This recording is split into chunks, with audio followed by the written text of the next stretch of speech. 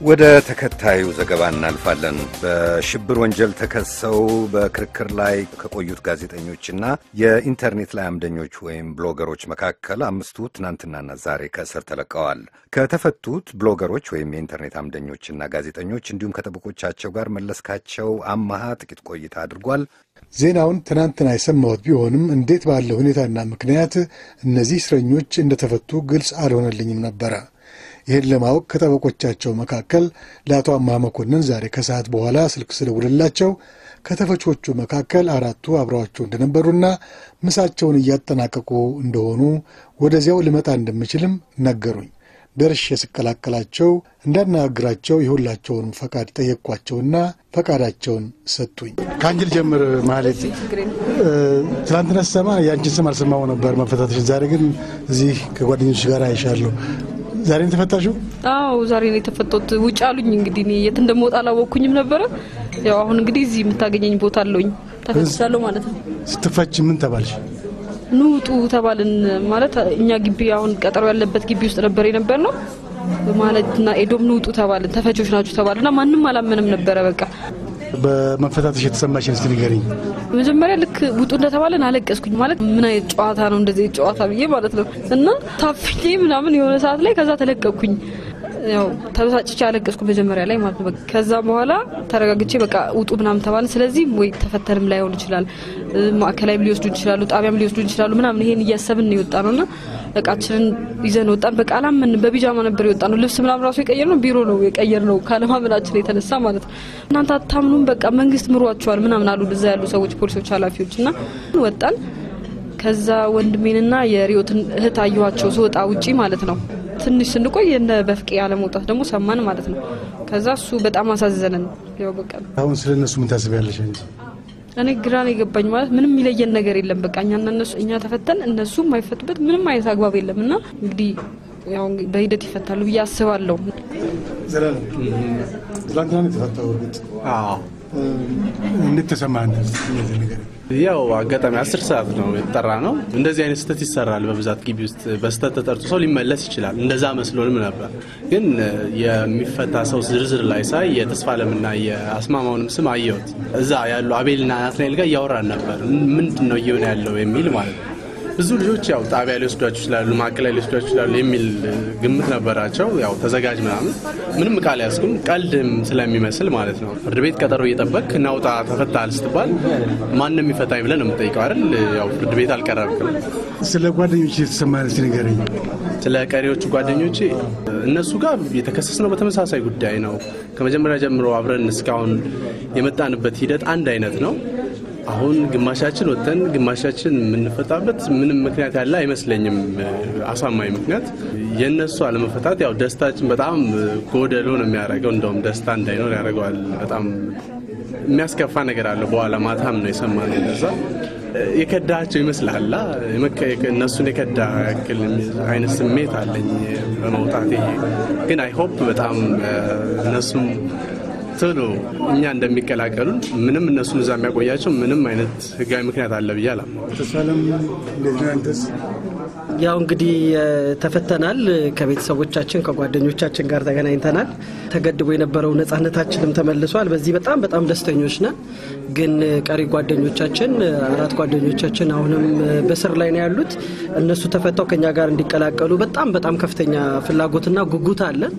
ተስፋ እናደርጋለን ደግሞ የነሱም ኬዝ ከኛ የተለየ ባለ ስላልሆነ እነሱም ይፈታሉ፣ በቅርብ ከኛው ጋር ይቀላቀላሉ ብለን ተስፋ እናደርጋለን። ምንድነው የተሰማ ዛሬ መጀመሪያ ጊዜ ተጠራንተ? እኔ ምንም አላመንኩም።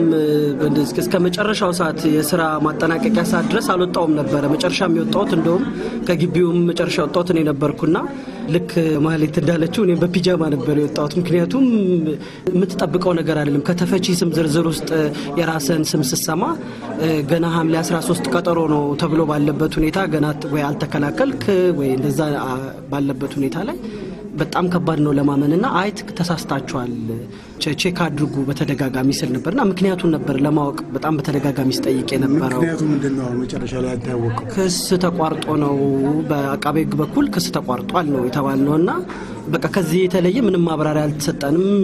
ወጣን። ግን ስንወጣ ደግሞ አብረውን የታሰሩ ጓደኞቻችን በር ላይ ነበሩ። እነሱን እንኳን በቅጦ የመሰናበት እድል እንኳን አላገኘንም። አለኔ ያላገኘውም በግሌና በጣም ጸጸት ነው የሚሰማ። ግራ ነው የምትጋባው። ድብልቅልቅ ያለ ስሜት ውስጥ ነው የነበርነው ትናንትናና በጣም አስቸጋሪ ነው። አሁንም እንደዛው ስሜት ውስጥ ነው ያለሁት ማለት እችላለሁ። በዚህ አጋጣሚ ሌላ ማለት የምፈልገው ነገር በጣም በመላው ዓለም ያሉ ኢትዮጵያኖችም ሆነ የውጭ ዜጎች የኛን ጉዳይ እየተከታተሉ በጣም በብዙ መልኩ ሰፖርት አድርገውናል። ጠበቆቻችን፣ ቤተሰቦቻችን፣ ጓደኞቻችን፣ የሚዲያው ማህበረሰብ በጣም ብዙ ሰው ነው የኛን ኬዝ እየተከታተለ ይሄንን ከጎናችን ቆሞ የነበረውና በጣም እናመሰግናለን። እግዚአብሔር ይስጥልን ማለት ነው የምፈልገው። አስማማው አንተስ እንዴት ነው ስሜትን ትነግረኛለህ? አዎ ያው የኔም ስሜት ብዙም ከጓደኞቼ የተለየ አይደለም። ግን እኔ አሁንም ድረስ ያለውበት ትክክለኛው ስሜት ግራ መጋባት የሚለው ነው የሚገልጸው። ድንገት ነው የተጠራሁት። እንዳልተፈታው ለማስረዳት ነው የወጣሁት። ከዛ እንደተፈታው ተነግሮኝ ነው የወጣሁት። ከግቢው የምንወጣበት የመጨረሻው በር ላይ ክስ ተቋርጧል የሚል ማስረጃ ሲደርሰኝ ብቻ ነው እንደወጣው ወይም እንደተፈታው የተረዳሁት እንጂ ከዛ በፊት አልተፈታውም፣ ተፈቻ አይደለሁም፣ ገና ቀጠሮ ያለኝ ሰው ነኝ ስል ማንም የሰማኝ ወይም የነገረኝ ሰው አልነበረም ክሱ መቋረጡን እና በዚህ አይነት ሁኔታ ውስጥ ነው የወጣሁት። ስወጣ ደግሞ ጓደኞቼ ምናልባት ትላንት የወጣ ነው 3 ልጆች ነበር። ቀሪዎቹ በንጋታው ይወጣሉ ብለን ተስፋ አድርገን ነበር። ከነሱስ ግን የተወሰኑት 2 ብቻ ነው የተለቀቁት። ስለዚህ ሌሎቹ በመቅረታቸው በጣም ቅር ብሎናል። አፈታታችንም ያልጠበቅነው ነው። ሌሎቹ መቅረታቸው ያው ውስጣችን አሁን ቅሬታ ውስጥ በግሌ በተለይ እኔ በጣም ቅር እንዳለኝ ነው ያለው። ግን ፈቱ ይመስላል። በጣም ተስፋ አደርጋለሁ። በተመሳሳይ ኬዝ ነው የገባ ነው። የተለየ ነገር አለ ብዬ ምንም ማስበው ወይም ገምተውም ነገር የለም። ስለዚህ እነሱም ከጊዜ በኋላ ይወጣሉ፣ ቤተሰቦቻቸውን ይቀላቀላሉ የሚል ተስፋ ነው ያለው። አመሰግናለሁ። ሁላችሁም እንኳን ደስ ያላችሁ። እናመሰግናለን። እንደተገለጸው ታሳሪዎቹ የተፈቱት ለፍትህ ሚኒስቴር በሕግ በተሰጠው መብት መሰረት ክሱ እንዲቋረጥ በተፈቺዎቹ ላይ ማለት ነው በማዘዙ ነው። ለዚህ ምክንያቱ ግን ምን እንደሆነ አይታወቅም። ይህ ቢመለስ መልካም እንደነበረ አቶ አማሃ መኮንን ይናገሩና ተጨማሪ ማብራሪያዎች ይሰጣሉ። ይሄ ባለመደረጉ የተጣሰ ሕግ አለ ወይም የተፈቱ ሰዎች ላይ የደረሰ ጉዳት አለ በሚል አይደለም።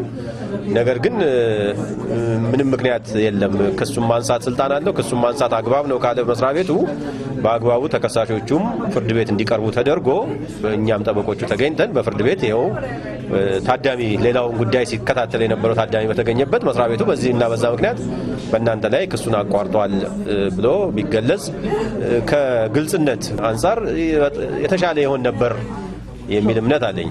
እንግዲህ አሁን ፍትህ ሚኒስቴር ልክ እንዳነሳው በራሱ ምክንያት እንደገና በዚሁ ጉዳይ እነዚህን ተከሳሾች ሊከስ ይችላል።